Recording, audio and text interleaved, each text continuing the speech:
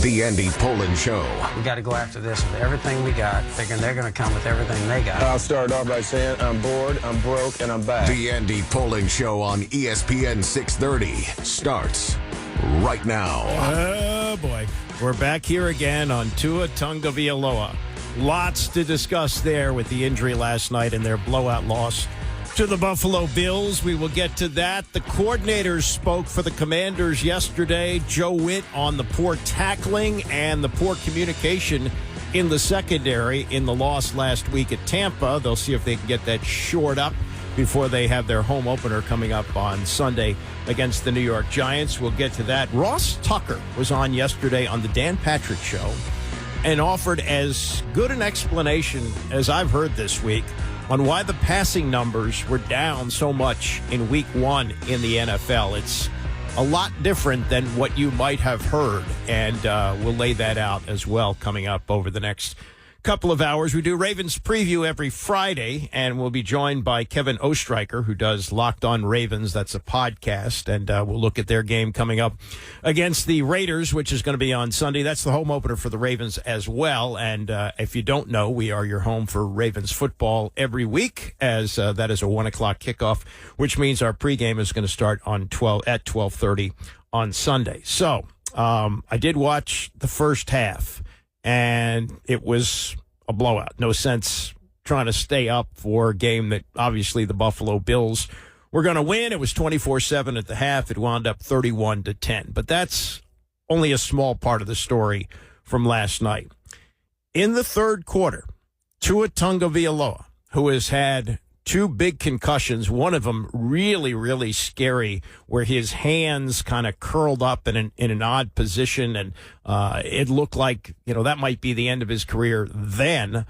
He came back and played and was healthy last year and earned a contract, which I think, thank goodness, will guarantee him $93 million if last night was the last time he ever stepped on the field. Do I think that's the last time? No, I don't. That's not the way things work in the NFL. But if he were smart and if he were to look down the road at what might be facing him, he would retire. He would. Now, you can argue the other side.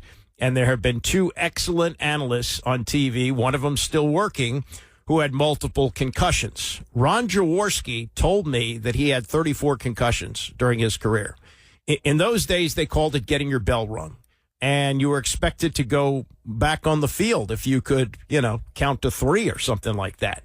And he played like 17 years, mostly with the Philadelphia Eagles, and he played during an era where you could beat the crap out of the quarterback. Quarterbacks were not protected in his day the way they are now. And I haven't seen Jaws in a number of years, but he was still working for ESPN in his late 60s, almost 70, and still doing excellent work. So the long term for him, maybe nothing. Troy Aikman left after 5 concussions. He played 12 years, which is a relatively short period of time to play for a Hall of Fame quarterback. But he had his 5th concussion. In fact, it was against the Redskins. LeVar Arrington knocked him out of the game at the end of the 2000 season. And he chose not to continue to play and has gone on to be a very good analyst. So, the long term may not be bad for Tua if he comes back and even has another concussion. But he's had 3 very public concussions. And, at some point, there has to be somebody in the medical profession who says, you got to stop. You got to get away from this. The fact that once you have concussions, you start to have more concussions. This is what drove Steve Young out of the game. Steve Young was even more of a runner than Tua is. And if you look at the hit from last night, if you didn't see the game and you hear, oh, my God, another concussion for Tua, did he get slammed to the turf? No, it looked like a relatively routine tackle. And it was him running into the arm and the shoulder and here's the irony of this, and this is professional football, he runs into Damar Hamlin, who has, made it back from death. He was dead on the field a couple of years ago, was revived, thank God. Played sparingly last year, but now is back as a starting safety for the Buffalo Bills. In fact, he led them in tackles last night. He had 10 tackles in their win. And you think of the irony of that a great career with a contract that goes along with being one of the top quarterbacks in the league could have been ended by a player who has now made a comeback from hello death. And it's just a weird juxtaposition in a sport that battles to try and present itself as safe. We know it's not safe. And those caps that they wear on top of the helmets in training camp and in practices, maybe they've done some research that shows it's a little bit safer. But look at what happened last night. Look at what happened to Tua Tagovailoa with the latest technology in helmets. You know, they continue to say, oh, we're developing new technology, and we've done studies, and we find that when there is head-to-head collisions, that there's less damage with this. And, you know, the league is always trying to tell the public it's safe, it's safe, it's safe. Yet, on what is a routine tackle, a quarterback's career may have come to an end with yet another concussion. 3 concussions within the last 2 years. That's too many. Damian Woody, analyst with ESPN, on with Scott Van Pelt last night. He gives you the player's perspective, and the player's perspective, this is a retired player, which I think is an important distinction here, but a retired perspective on what he saw last night and what he thinks should happen. Damian Woody with Scott Van Pelt. First thing I did when I saw the play was I just said, oh, no. I think everyone did. Oh, no, not again. Because it seemed like every time we've seen Tua concussed has been on national television. Yep. Whether it's the primetime game against the Cincinnati Bengals in Cincinnati, Green Bay in the primetime slot, and then tonight. And you just, again, as us players, man, we look at each other, we're brothers in a fraternity. Yep. And the first thing I thought about was, man, we got to have a conversation. I don't know who it is, whether it's his wife, whether, whoever it is, having a conversation with that man about your quality of life. Because this game of football, it doesn't matter in the grand scheme of things. You got so much life to live. And for me, it's just sickening to see this man, it seems like time and time again, being in that uncomfortable position.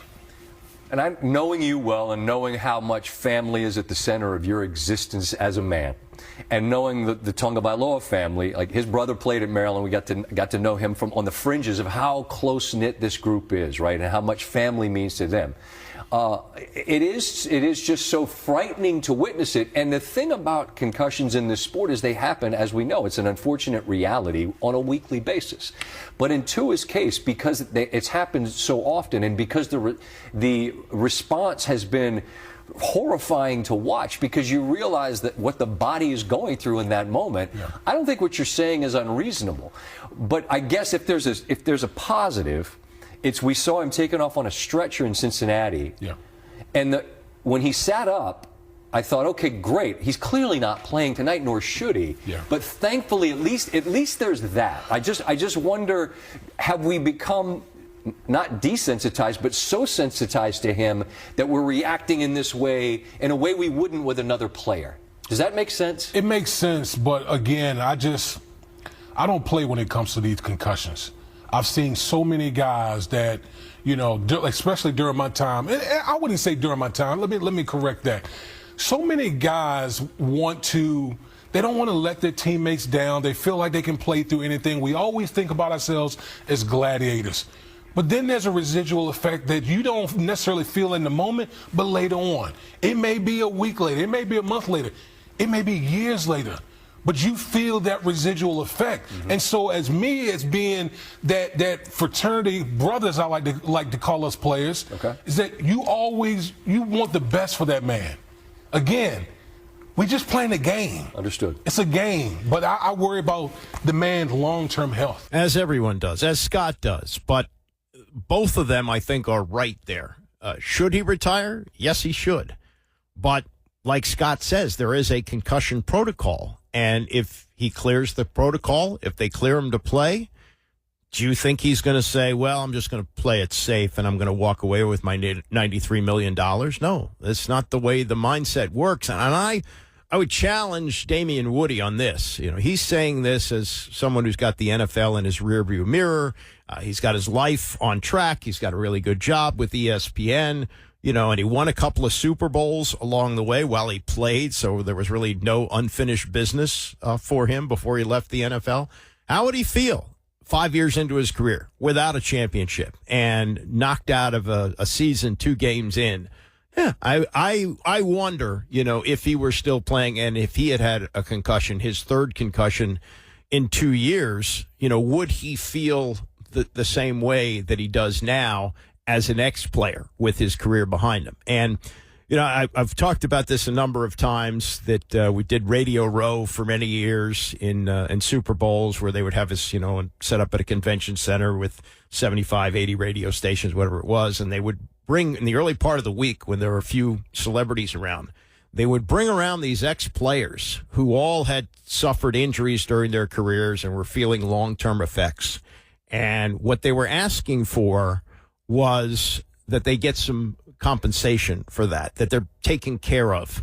And things have changed for the ex-players over the years, but they still, I don't think, get what they should get. And the lawsuit that was settled for over $1 billion, you've read stories. Washington Post has done a lot of investigations on this.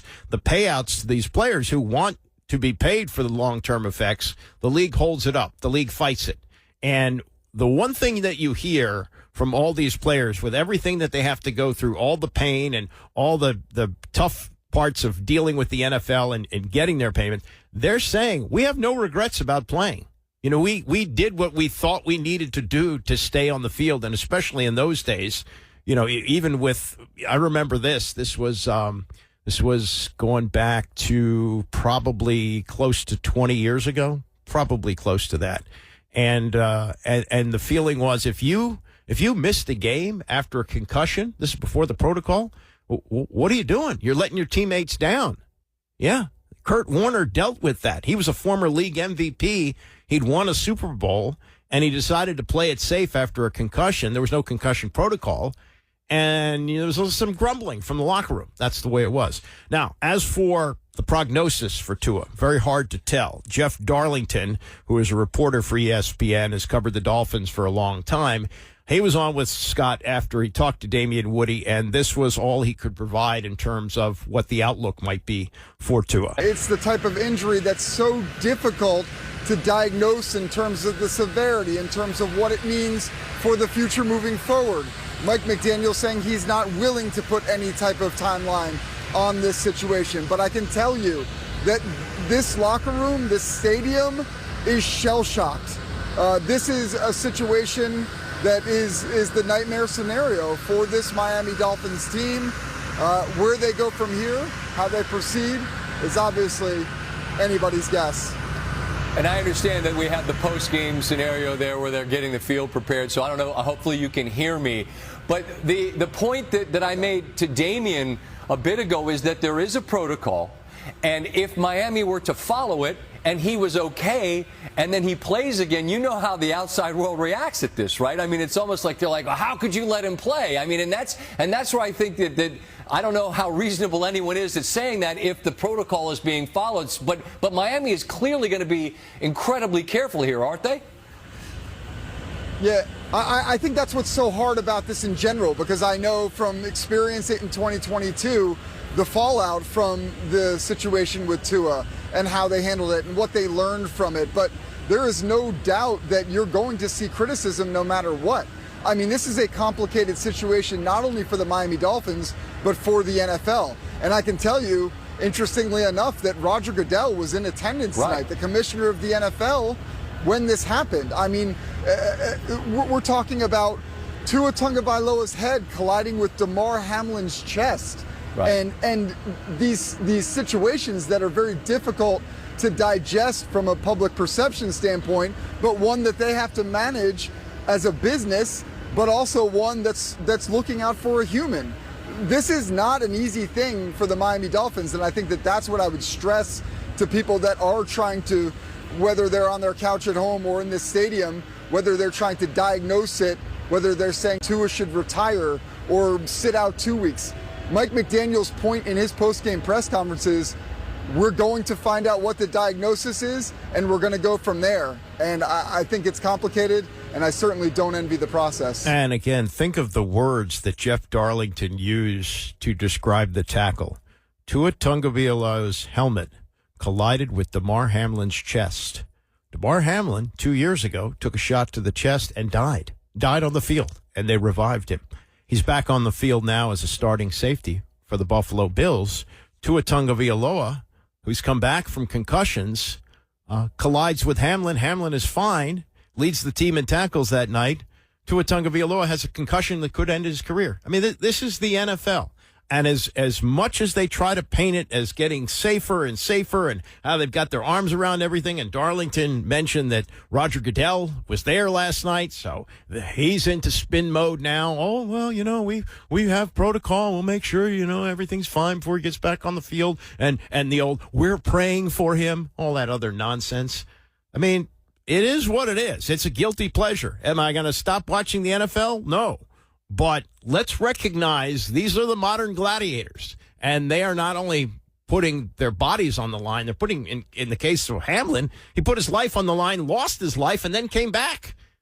That's the NFL. That's the NFL that we deal with. And as much of a perception that they want to create that the game is getting safer, it can't. And with these head injuries, no matter how much you pad the top of the helmet and you do all this helmet technology, the brain floats in fluid in the skull. And when there is a collision, no matter how padded, the brain collides with the skull. And sometimes it causes a concussion, like it did last night to Tua. And sometimes it's just a bruise. And it's the cumulative effects of those bruises that ultimately lead to tragedies, like Junior Seau, who committed suicide and had massive CTE on his brain. Dave Duerson, who, when he did commit suicide, made sure to shoot himself in the chest so they could study his brain. That's the NFL. That's what it is. And boy, if I was standing on principles, I would say, I'm never watching this stuff again. But I love it. I love watching the games. And I think, the numbers in television and the success of the league, the way they print money, most people feel that way. But, this is the reality of the world that the NFL lives in, and it reared its ugly head again, no pun intended, last night. Coming up, we'll get to what Joe Whitt said about the tackling and about the horrible performance on third down last week in Tampa and how they can get it fixed for Sunday's game against the Giants. It's the Andy Pollin Show, ESPN 630. All right, Ravens preview coming up at 10:30 on what is a football Friday here on ESPN 630. We do Ravens preview every Friday, and we'll be joined by Kevin Ostreicher, who does Locked on Ravens. Meantime, we move to the Commanders, who are now 1.5-point favorites, down from 3 for this Sunday matchup against the New York Giants. As bad as Daniel Jones looked in the opener against Minnesota through another pick six in a lopsided game, seems to play very well against Washington. Hard to say why. 70% passer. I think he's 5-1-1 since he's played them, since he's come into the league. Whatever it is, he's got something there. So that's one of the storylines. The other storyline is rookie versus rookie. And these are teammates. They played together at LSU, come in the league at the same time. Jaden Daniels and his top receiver, Malik Neighbors. And the other day, Daniels talked about how much he was looking forward to seeing the two of them on the field on Sunday. It's going to be special. That's my brother. We built a very tight connection over these past 2 years at LSU. Communication, I talked to him last night, but I don't see us talking that much this whole week, so to the game. Mate, nah, we was kind of just chilling, man, just catching up, talking like how our first games went. And then, we kind of went from there, and we obviously know it was at stake, bragging rights between me and him, But I don't know, maybe we'll talk pregame, maybe we're not. Maybe I'll see him after the game, so we'll see. He probably should have stayed away from bragging rights, because one of the few missteps that Jaden Daniels has had since he came into the NFL was that he went on a podcast. Keyshawn Johnson does one, and they've known each other. I guess they're both from same area, California. And he talked about a bet of $10,000 that he had made with Malik Neighbors as to who is going to be Rookie of the Year. And that got out, and it was like, whoa. I know we have legalized gambling, but there are specific rules about gambling for players. So quickly they were able to tamp that down, and Daniel said, "Oh yeah, the bet's been canceled. Nothing to see here." So they avoided that, which could have been, who knows if there was actually some kind of a written agreement, or if they wanted to take it as far as they possibly could, it might have resulted in at least a fine for the players, maybe a suspension. But no, none of that. So that blew over. And each of them played well, despite the losses. Daniels was, in fact, Offensive Rookie of the Week, as he scored the 2 touchdowns and ran for 88 yards. And Neighbors was on the field for all 71 snaps last week, had 5 catches for 66 yards on 7 targets, didn't catch a touchdown pass.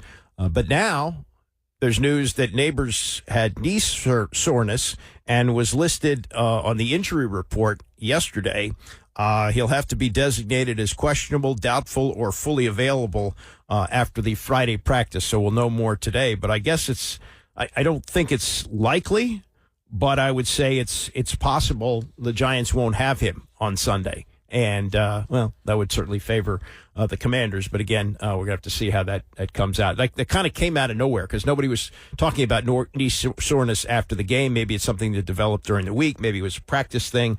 Who knows? But that's the latest on Malik Neighbors. Meantime, Thursday is always coordinator day, so we hear from the offensive and defensive coordinators. And Joe Whitt went first, defensive coordinator, talking about what Dan Quinn said was the biggest issue in the game, 3rd downs. They couldn't get the Bucs off the field. The Bucs were 9 of 13 on 3rd downs. Here's Whitt. There's 3 major reasons that happened. The first one, losing leverage in certain situations. Then, the times we did get to the quarterback, we didn't get them down. And then we had some communication issues. And all those areas, it's my responsibility to make sure that they don't happen. So from a leverage, I got to make sure that they understand the leverage the defense that we call in the scheme. We get to the quarterback, we got to drill it better to make sure that when we hit him, hey, he goes down, he doesn't scramble and escapes and finds people. And then any communication errors, like I've said from the jump, it's our jobs as coaches to make sure that the players are not thinking they're playing fast and they're on the same page. So our inability to get off the field, we didn't create any turnovers. We had a real opportunity at one. We have to make those splash plays when we have them. And then towards the end of the game, I just didn't feel the speed that we talked about as much, and that's our responsibility to make sure we do a great job of rotating. We said we're going to roll with a deep crew, and we have to do that. We'll get to his thoughts on the tackling, but the communication is something that the players mentioned after the game. Now, you would think at this point, after all the off-season workouts and the training camp and the exhibition games, that wouldn't be an issue. But it was. And Whitt, to his credit, not running away from it and taking the blame for it. I don't expect to have the communication mistakes that we had. We hadn't made them. I don't expect them. The standard is the standard. It's game 1, game 17. We talked about putting them in stressful situations, which we have.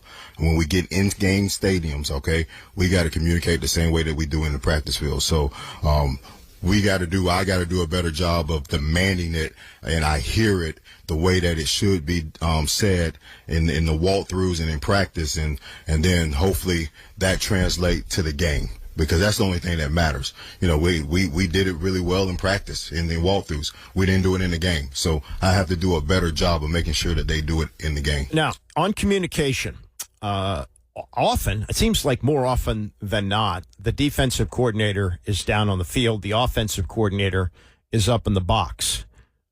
Commanders do it the opposite. And I kind of understand why Kliff Kingsbury is down on the field, because he's going to have to do a lot of mentoring this year to Jaden Daniels. So the one-on-one conversations that he has with him while the defense is on the field, I think it's a big part of it. So I kind of get that. Defensive coordinators, yeah, I guess it happens. Dan Quinn did it when he was in Dallas, because they used to, show the press box all the time, and he would be up there. Maybe that's the reason for it. But it seems like over the years here, generally, we've seen the defensive coordinator down on the field. Whitt does it from the box, and he was asked on that communication issue, is maybe that a contributor to some of the issues they're having? We have a number of coaches on the field that I'm always talking to them or say, okay, first is how's the energy on the sideline? That's what I'm always asking. How's the energy? How are they doing even when they hit a play or we make a play? And then if I see that a mistake was made or what was said was communicated, we have the phone we can call down or we can put the headset on. So whenever I want to talk directly to a player, I do.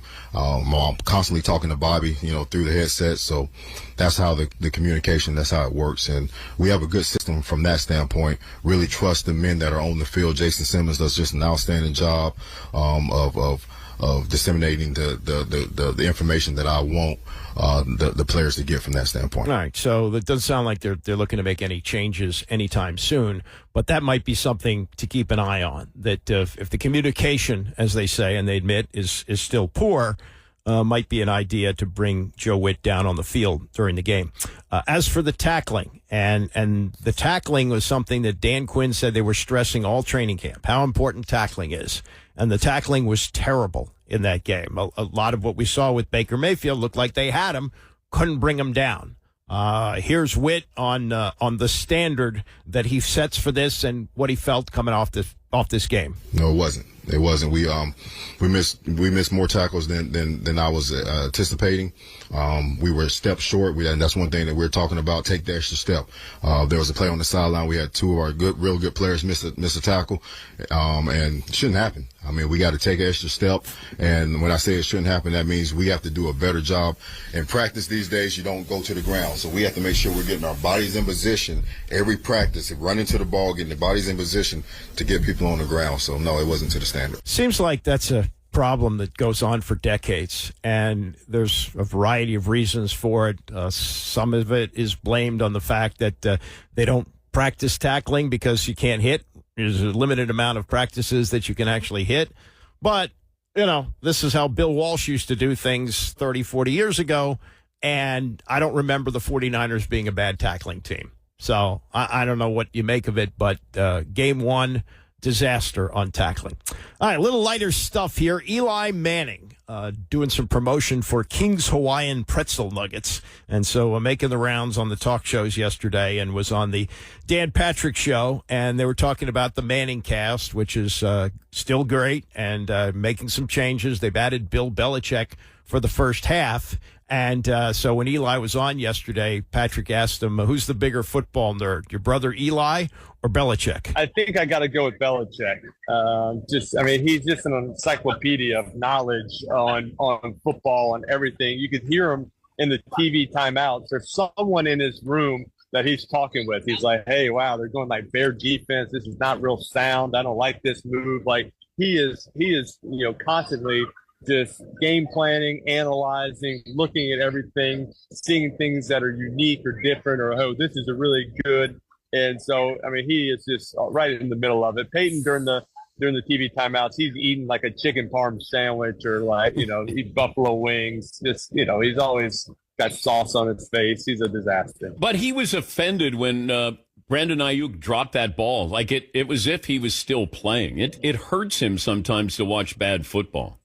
It does. It does hurt him, and especially when a guy's been out of training camp. You sit out, you sign this great big contract, and then you drop passes. Like, what? Hey, let's get the contract done. I think he's just mad at the whole situation. The idea of like missing training camp blows his mind to him. He looked forward to training camp. He's like, finally, I get to go. Like, I think it should be a longer training camp. We should have longer football season. And that's his mentality. So I think if he senses someone doesn't have that same mentality, he just can't resonate. There was a sneaky line that, Belichick talked about going to those Super Bowl parties after you lose a Super Bowl, and then you go, I never went to one of those. And it was an awesome line just to see Belichick's response to it.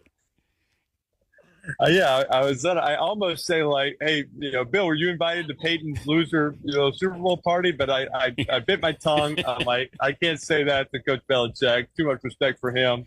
He won too many other, Super Bowls. But Peyton, I was surprised, about having everybody had to have lost the championship to get invited to this party. I guess I'm glad I wasn't invited. Yeah, it is sort of odd that Belichick and Eli are together, because those are like the two warts on Belichick's record, that Eli beat him twice in Super Bowls where Eli was the underdog. And, the question of who's the bigger nerd, Peyton or Belichick. And it sounds like Belichick is champing at the bit to get back in. The question is, could he wind up coaching the team we're going to see on Sunday? That's getting to be the hot rumor that they're ready to move on from and get it ready to bring Belichick back to the team where he first, made his mark as the defensive coordinator. One more from Eli, and this is on managing wide receivers, the ones that always come back to the huddle, say, I'm open. And also it segues into his analysis of what he thinks of rookie quarterbacks starting right out of the box. We have pretty good receivers. It's one of those deals, if you ask them, hey, were you open on the last play? The answer is always yes. Like they don't even think about what the play was. They don't even say yes. That's just their mentality. But there are times we're on the sideline, they'll come up and they'll be like, hey, this guy cannot hang with me. They're pressing, I'm running by him. Or they'll come and say, hey, this guy's getting antsy. We need to double move him. Like normally they have pretty good suggestions. There were maybe a few times on the sideline where I worked the other side of a man-to-man. I threw a fade stop to a team Knicks, and I would ask like Victor, hey, Vic, did you get open on the fade on the other side? And sometimes he would say like, no, not really. He kind of covered me up on that one. But, next time I'll definitely not beat him. I'm prepared for the next one. So they don't want you to think don't go to him by any means. Patience for rookie quarterbacks. Like at what point do we get a sense of what kind of season it's going to be for these rookie quarterbacks? Unfortunately, I think it takes it kind of takes to the halfway point. I really do feel it takes that long to get a sense of your offense, of what's going on, the comfort level for the quarterback to maybe have an honest conversation with the offensive coordinator, being like, hey, I really like this play. Or if there's a play that the coordinator really likes, for the quarterback to be like, hey, I'm just not feeling it yet. Like at first you just kind of like what the coordinator likes and you don't know any better. And then as the season goes along, you start to, kind of get your favorite plays, you get your favorite concepts. You're understanding the protections more and the rhythm of certain plays, and you start, getting the nerve to say, hey, let's just run this play. Like, this is my favorite play. Let's run it 3 times and just change up the formation a little bit so I can get completions, I can get into a rhythm. And I really do think it takes about, a halfway point to get that confidence and to get the feel and the speed of the game. I look at demeanor of quarterbacks, certainly young quarterbacks, because chances are they had a really successful college career. They're not used to, hey, I just threw a pick six. Now I got to go back out. Like, you show me more after a pick six or an interception than you do after a touchdown. I want to see how you go back out there after doing something like that. I don't know how important that is for you if you're looking at somebody's head is down or they go out there and they're like, all right, come on, let's go. That was one play. Let's get it back. No, I think it's a good thing to look at. And also just, if they make a bad play, they throw a bad interception, that next series, do they get gun shy? Are they going to come out and still rip this skinny post on time, or are they going to be like a little hesitant and go to the check down, or a little hesitant and not tape their eyes down the field, instead just find my completions instead of hey, if something's open, I'm still going to rip this, and I still got confidence I can make these throws. And so being kind of cautious is not a great thing as an NFL quarterback. It usually leads to more mistakes, because now you're maybe not throwing it to your first read who is open, but it's a longer throw, and you're going to checkdowns versus man, which is not great, and it can lead to more problems. So that is something to look forward to, and make sure they don't get conservative, they don't get gun shy, and they still feel they can go and get the ball out on time. Are you contractually obligated to say nice things about the New York Giants play this year? I'm not obligated to say nice things. I think after week one, just understanding I've been in this situation. I've had a bad week one before. I've thrown 3 interceptions in week 1. We've had losses.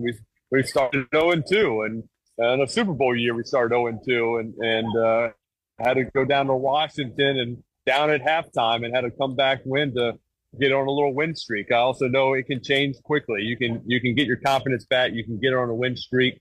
So that's what I'm always optimistic, and I'm a fan of the Giants. I'm a fan of the coaches. I know them personally. I see how hard they work. I'm a fan of Daniel Jones, and just I'm rooting for him to do well, and I'm going to be optimistic in that. I believe both times that Manning made the Super Bowl with the Giants, they were a wild card team. But this is not a wild card team. This looks like a terrible team. From the looks of things from week 1, Eagles and Cowboys, maybe both of them make it, maybe one of them makes it. Giants and the Commanders at this point don't look like playoff teams, but it's a 17-game schedule, and things look different week to week, and how we feel on Monday after these two teams meet, may look a little bit different. I've been talking about the Tua Tagovailoa concussion last night, his third one in 2 years, and the cries that you're hearing from ex-players and fans for that matter. Give it up, walk away, take your money and leave. Andrew Brandt covers business, crystallizing this in a tweet, much of what I was saying earlier. He says, the focus on Tua seems a microcosm of how millions of us now treat the subject of concussions. We lament them. We feel for the player. We hope he's okay, ...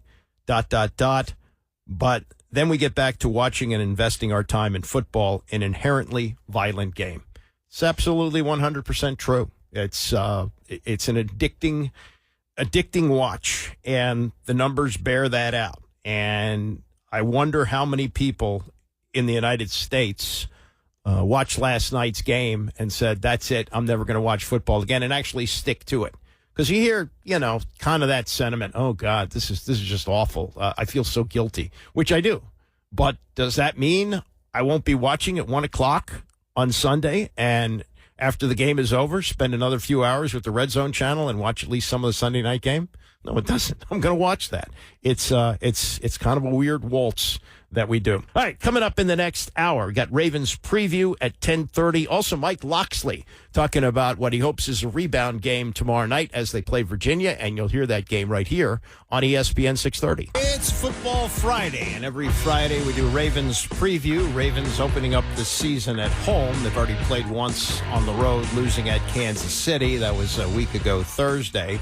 But they're going to open up against the Raiders at M&T Bank Stadium on Sunday. Coverage here starts at 12:30 for the 1 o'clock kickoff, and we'll hear from John Harbaugh and Roquan Smith and Lamar Jackson, who is very pleased with his weight. He's did not affect him. He ran 16 times, which is another angle to talk about here. Here was a raging controversy about the rookie quarterback Jaden Daniels running 16 times and the veteran Lamar Jackson also running 16 times, but it's a little different outlook, and we'll get to that in just a bit. I want to play something from Ross Tucker. He said it yesterday on the Dan Patrick Show about the running that took place in week 1 and the lack of passing. It's an angle that I had not heard, but I have Isaac Ijakun Harris in the studio here, and I want to get an interesting angle from him, I think, on this Tua Tagovailoa injury. Isaac, you are college basketball player. You achieved some of your hoop dreams, not all of them, right? Right. Okay. Yeah. Okay. So only some. And you went to how many different colleges to pursue this? For three. Three different colleges, and along the way, I am sure people told you, hey, Isaac, you did great. You made it to college, but, maybe it's time to do something else. And you continued to pursue this going to three different schools, right? Yes. Okay. So the point I'm trying to make here in relation to Tua is with all the ex-players and all the armchair doctors like me saying, walk away, take the money, live the rest of your life. You as an athlete, you can't leave until you get it in your mind, right, that it's time to go. Yeah. No, I mean, as an athlete, you kind of figure out when naturally, all right, it's time to go. If you're not having fun with it anymore, or you still have enough left to tank. For me, I was still stubborn, so that's why I even played with using my COVID years. But yeah, naturally, an athlete would just feel it, and knowing like, okay, it's a chore to get into the locker room. Yeah. That's when they know. Yeah, but my point would be that with everybody who talks to Tua, and logically, it makes sense. You're walking away with a mountain of money that's generational wealth for your family, and you've got at least some assurance that your brain won't be injured even more down the road, so that when you're 50 years old, you can think clearly and you're not going to have major issues. But logically, for you and me, who are not in his shoes, that makes sense. Just as somebody might have said to you, hey, Isaac, you're chasing a dream that may not actually happen for you. You know what I mean? Yeah, I do. I exactly know that. I mean, I remember that conversation vividly with a former trainer and also my father about that, like saying, hey, maybe it's time to move on a little bit. Maybe it's time to take that transition to that next step. Yep. Yeah, I mean, I knew a guy when I was covering the Giants in the 80s. They had an intern who had played college football, and he had to give it up because of multiple knee injuries. And he said he was down on the field one game, and they initially thought that it was a broken leg, not another knee injury. And he said, oh, good. Thank God I can come back from another broken leg. And that's the mindset that an athlete has. And you work so hard to get to that level, like Tua, and you're one of the chosen few. I mean, think of how many guys have ever picked up a football and how many guys get to be not just a starting quarterback in the NFL, but a quarterback now armed with an elite contract. And now when he's at the top of his game playing 2 games under this deal, they say, maybe it's time to walk away. It's tough. It's a lot harder for like you as an athlete or Tua as an athlete to walk away than for you or I to say, hey, makes sense to leave, right? No, I completely agree with that. It would be hard for him to walk away knowing it's like, man, I'm just starting to get a stride in. Right. So for everyone who says, do it, don't play again, you got to realize what's going through their mind. And I think that's something that my experience in talking to athletes, don't tell me when it's time to go. I need to know when it's time to go. And that's something he's going to have to deal with. All right. I mentioned the number of passing yards down significantly for week 1 in the NFL and passing touchdowns. And the question is the running game coming back? Now, the easy answer to what happened is, well, look at how the quarterback position has changed, that most quarterbacks now have to be runners, and we saw Jaden Daniels run for 88 yards. Other quarterbacks are running, and maybe that's the reason that the passing yardage is down so much. This was Ross Tucker yesterday on the Dan Patrick Show, and it's an explanation which makes a lot of sense and one I hadn't heard. The analytics guys, they have figured out that the 2 biggest determining factors for the outcome of the game, whether you win or lose, it's obviously turnovers. We knew that one. The other one is explosive plays, right? Different people calculate that differently, but passes over 20 yards, runs over 10 yards. So what does that mean? That means everybody is playing with 2 deep safeties. Everybody is saying, you know what, especially in week 1 or early in the season, why don't you prove you can go on a 12-play drive and not have a false start, not have a holding penalty, be able to convert several third downs? So if you're going to keep having these teams playing the 2 deep safeties so that these $30 million wide receivers don't beat them over the top, that is very favorable to run the ball to. Do the math, especially if you have a quarterback that can run it even a little bit. The defenders, there's not enough of them. They can't get every gap if 2 safeties are back deep. That is why I think more than anything, why there's a resurgence in the running game. It's kind of what you have to do if they're going to sit in those 2 deep safety look. That makes total sense to me. That's absolutely very plausible. I mean, that certainly should make sense because they're guarding against the explosive plays. And you've heard this now for years, explosive plays. And that used to really, under the Ron Rivera days, they were crushed by explosive plays.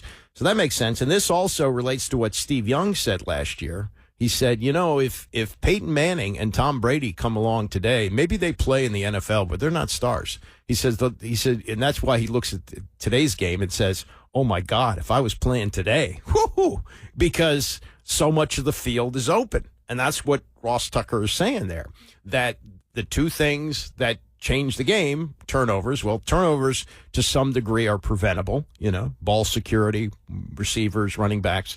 But the explosive plays, you prevent those by dropping your coverage back. Well, if you drop the coverage back, the middle of the field is wide open, and guys are able to run, not just quarterbacks, but running backs as well.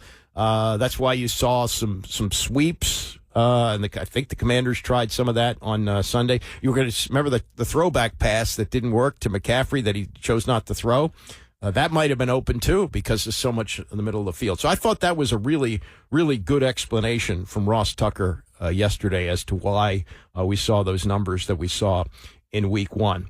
Kliff Kingsbury, offensive coordinator, talking yesterday, and this is the routine that we'll have throughout the season. You have Monday, the coach talks. Tuesday's a day off. Wednesday, you hear from the coach again, the quarterback, and the locker room's open. Thursday, you get the coordinators. So we heard from Joe Whitt, the defensive coordinator, and also Kliff Kingsbury, the offensive coordinator, and his takeaway on Week 1 with Jaden. The competitive spirit, I think, just to watch how he continued to fight, especially at the end. I called one of the worst plays I've ever called in my entire career, and he just took the ball and ran into the end zone, and it was like he was not going to be denied there on the goal line, and it says a lot about him in that situation. A lot of people would not have taken that opportunity to drive that ball down and then put it in the end zone, and he wanted the ball in his hands and wanted to score, so that was exciting to see. I think every day he gains more and more credibility in the locker room with his, work ethic, his attention to detail, and then the competitive spirit is as good as I've ever been around. Well, if you can expand on the worst call, but I did want to follow up. I've had plenty in my career, but this was probably the top. I'd be curious to hear why it was, but then also with Jaden, when you're a rookie going your first game, and sometimes do you have a tendency to maybe predetermine some reads and things like that, and how do you help him develop in that area? Just playing, that you have to play to even come close to simulating what a live NFL game is in season on Sundays. And I thought, like I said, his operation to not have any pre-snap penalties, to only have 2 penalties overall, one of them probably shouldn't have been a penalty, was really good. No play clock violations. I thought he handled himself well, and as he plays, again, we'll continue to slow down. But as far as the play, I called basically a speed option with no check, and they overplayed it to one side, so he just stuck his foot on the ground and got in the end zone with the highest paid safety in football chasing him, and just found a way in. So it says a lot about, we knew he likes to compete, but it definitely showed on Sunday. Well, the play he's talking about was garbage time. It was just a little over a minute left in the game, and he scored from the 1-yard line. You might argue this. Game's not going to be won at that point. Maybe you make a statement about competitiveness, but it's a 37-13 game. It's over. Why is there a designed run for the quarterback down on the goal line, 1-yard line, where everybody's bunched in? You might second guess on that. He comes out of it healthy, thank goodness. But, what did we see last night with Tua Tagovailoa? He hits, and the irony of that, Damar Hamlin, he hits Damar Hamlin in the chest, who 2 years ago got hit in the chest and died on the field before they resuscitated him. He hits him in the chest and suffers a concussion, which could end his career. So there's that, and then there's the continuing chatter about the 16 carries. There's a couple calls, where we thought we had premier looks that ended up hitting inside that you'd like to have back. If he walks in, then it looks really good. But a lot of those, he did a great job. I'm not sure how many actually got contacted and taken to the ground on, but he does a great job finding the soft spot, finding out of bounds. But we understand, he has to take care of himself, and we want him to continue to grow, and you can't do that if you're banged up and on the sideline. So, and this is what Quinn said earlier in the week. They're not saying we don't want him running. They are saying we want him to pass more, but they're also, and should be, very intrigued with his ability to run. That's why he was the second pick of the draft. Not that he's not an accurate passer, not that he doesn't have a great arm, but it's the running that makes him great. And they don't really want to take that away. So when this was pursued a little bit more in the news conference, Kingsbury started to sound just a little bit exasperated. I don't think the first game with the reigning MVP of the league had the same amount of rushes, right? I'm not saying he's the same guy, but your first game as a rookie, you're going to have some survival mode, fight or flight going on. And he got out, like I said, didn't get hit a ton, and made some big plays with his feet. So you got to walk that line. I've had a bunch of guys who could run and extend plays, and you walk that line of when to pull back and when not to. And I think as he plays, he'll get better comfort level, and I'll get a better feel for him, and we'll just progress together. And that's kind of actually what I was going to ask you as a follow-up. Like, now that he's got a full regular season game of film to go back and watch and an exotic defense to look at what they're trying to do, how much or how valuable is that experience now that he can step on the field and say, oh, I've seen this before, and how much will that help the game slow down for him? Yeah, that's as exotic as you're going to see with what Coach Bowles does, and Coach Bowles having an entire offseason to kind of prep for it. Gave him a bunch of different looks, and I thought he handled a lot of them well. Like I said, to not turn it over against those guys, and really drove the ball down for 5 scoring opportunities. We didn't score on all of them, but I thought he was efficient in a lot of his processes, and a lot of that stuff, the next time he sees it, it'll be slower, and he'll be able to make a few more plays. Yeah. Yeah, they do want him to be more of a passer first. The question is, both sides. The temptation on the coaching staff to call more runs. I think that what you'll see is a lot more read option. I think that's going to suit him well. And then on his side, how much control can he have? Because he talked about it earlier this week. He's been playing football since he was 6 or 7 years old. When you have that kind of speed, world-class speed, and you're playing against your buddies, well, yeah, you're going to take advantage of it. So he talked about the clock that goes off in his head, and it's understandable because that's the strength of his game right now. As time goes on, will he become a more skilled passer? Yeah, he probably will, because he's A, talented at that, and B, all you hear is, oh, he's putting in the time. He's studying the tape. He's coming in at 5:30 in the morning. All great signs for developing towards that. You just, worry that, and we saw it last year with Anthony Richardson, also a terrific runner and passer, knocked out for the season in Game 4. And it's a long haul, a long, long way to go.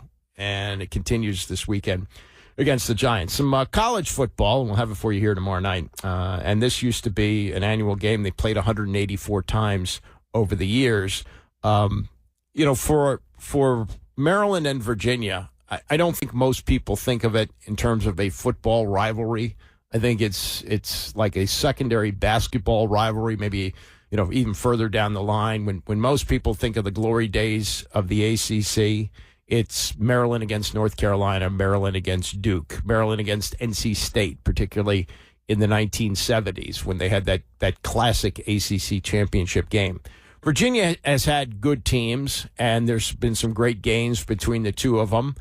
Both teams have had success. Virginia's won a national championship with Tony Bennett. That was after Maryland left the ACC. Maryland in the ACC won a national title in 2002. So they've both been great basketball programs, and I think more of that in terms of a basketball rivalry. But they are going to hook up again in football, and all credit to Mike Locksley for making this happen. He's a guy who grew up going to Maryland football games. This is, in fact, his dream job. This is what he always wanted to do, and all credit to him for the way he got there. He had a lot of problems in his first coaching job. I think it was either New Mexico State. He won like 3 or 4 games in 2 years. Got hooked up with Nick Saban, worked as his offensive coordinator, then comes to Maryland and has done a good job, really good job. People are grumbling, but they grumble because they've had success. And they have talked the talk that they would like to compete for Big Ten championships, but in recent years, they've been tripped up in games like last week where they lost as a favorite to Michigan State at home. And in previous years, they've done the same thing against Illinois and Purdue. And when asked about it this week, Locksley didn't run away from it. We haven't. We haven't. We haven't. It goes back to, and I think I said it Saturday, I own it as the head coach, but at some point you got to go take the victory. I mean, it's not just words when I say that nobody's going to give it to us. I mean, I think I said this last Tuesday, Michigan State is a program that has been part of the status quo, really talented. And so for anybody to think that it would be easy, for anybody to think because we declare we want to compete for championships that it would be easy, for anybody to think that if you do all the work, win the turnover battle, and do everything right, that you're guaranteed to win, that's not how it works. So, as I said, Michigan State took it.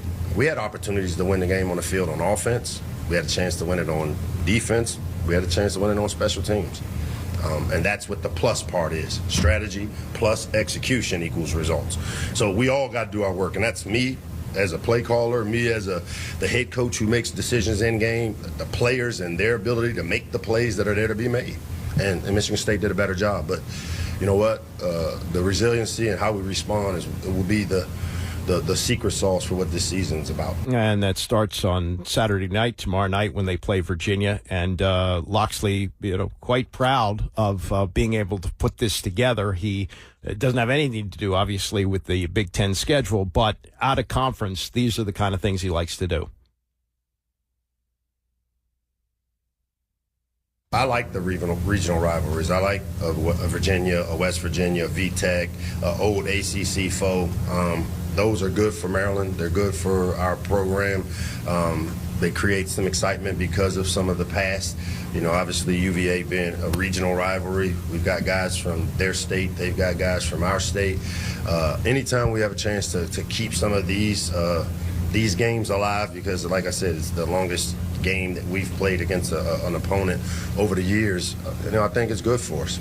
And you've been down there plenty of times, Scott Stadium, with Coach Friedgen and those teams in the early 2000s in the ACC. Have you been able to kind of get your guys ready for what they're going to expect in Charlottesville this weekend? You know what? As I've gotten older, I've learned that talking about what to expect in the stadium, I just got to get us ready to play. I got to get us ready to take care of the plus in the middle. Me create the strategies for us, offense, defense, special teams, the players, go execute it, and then the work in between. And knowing that there's no money-back guarantees on Saturday, that we're going to get the victory. Yeah, funny thing about talking to kids about games that took place in the early 2000s, whoever asked that question might be in his 40s. I don't know who asked it. But you got to realize something.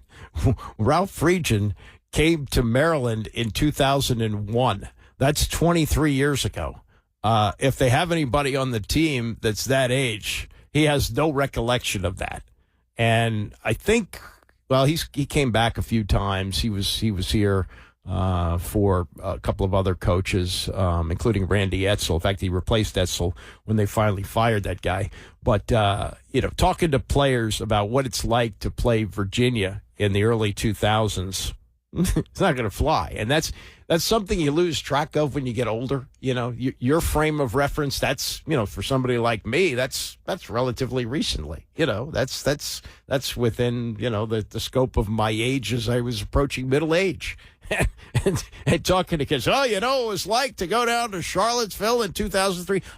No, we don't, Coach. I was in diapers then. So that is it's always a question that gets asked, and I understand why it gets asked, but it's not really relevant. And I think he's realizing that, and as he said, who he's coaching and who he's dealing with, and this regional rivalry is meaningful to him. Is it meaningful to now a team that's used to competing in the Big Ten?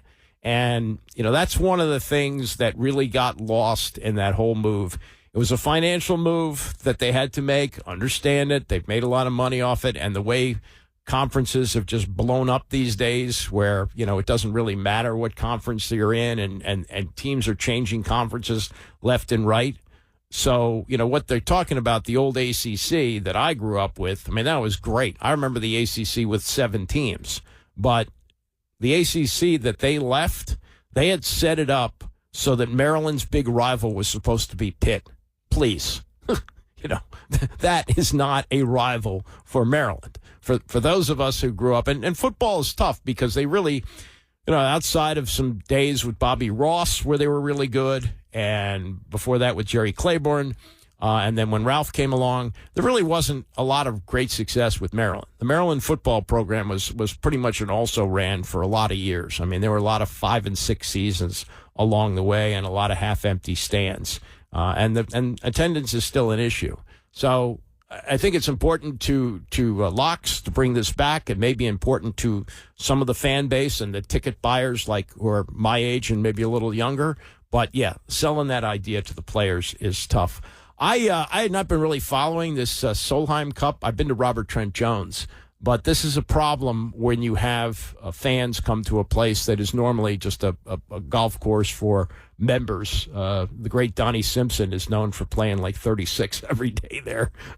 In fact, when he used to do his radio show in the morning, he would leave at 10 o'clock and be out on the course by like 11 and spend the day there. So it's a place where, people who play golf, like to go and use it as a club. But then when you open it up to something like the Solheim Cup, it's got to be better planning than this. So there's not enough parking there, which is understandable. So they had people park at Jiffy Lube Live, which is about, a little ways away from them, away from Gainesville. But the idea is the buses bring the people in. Well, the bus situation was a disaster yesterday. And people were sitting there for 40 minutes waiting to get on a bus to get to the golf course. And the LPGA Tour released a statement. He said, they recognize and deeply apologize to all fans affected by the challenge of shuttling from the parking to the golf course. We've made significant changes to our transportation system to mitigate these issues moving forward, and we're working on ways to express our regret to those impacted. Well, that's fine. A big sorry, but, people who paid money to go to this and wanted to be there, and, they're looking up at the stands and there's nobody there. Well, why is there nobody there? They can't get there. The few hundred who made it in time for today's opening remained quiet for the European tee shots and cheered throughout as Americans hit theirs, a departure from the golf etiquette. And see, they encourage this, too. That's another thing. It's the same pretty much format as the Ryder Cup, where, cheering and the team aspect is encouraged. Well, if you're not going to have fans there, what's the use of it? And plus, why, with all the planning that goes into it, why does this happen? You got years before you run out this event, and you got to have practice. Now, I remember when they used to have the ones at Congressional and the ones across the street at Avenel under various names. It was the Kemper for a long, long time. They had parking there, but boy, one of the last years that they had the Kemper at Avenel, we had like terrible rain, and they didn't finish up until Tuesday. Supposed to finish up Sunday, didn't finish up until Tuesday. It was like 2001, something like that.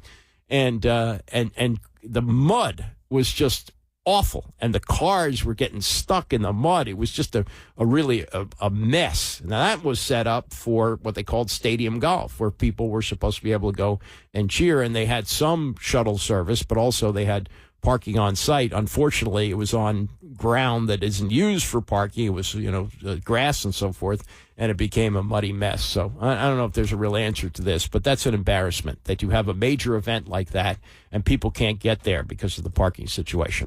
All right, coming up, we got Ravens preview. We'll talk to Kevin Ostreicher, who does Locked On Ravens. Also some comments from players and coaches as they get ready for the home opener on Sunday against the Las Vegas Raiders. See, I didn't say Oakland, the Las Vegas Raiders. Stay with us. It's the Andy Pollin Show, ESPN 630.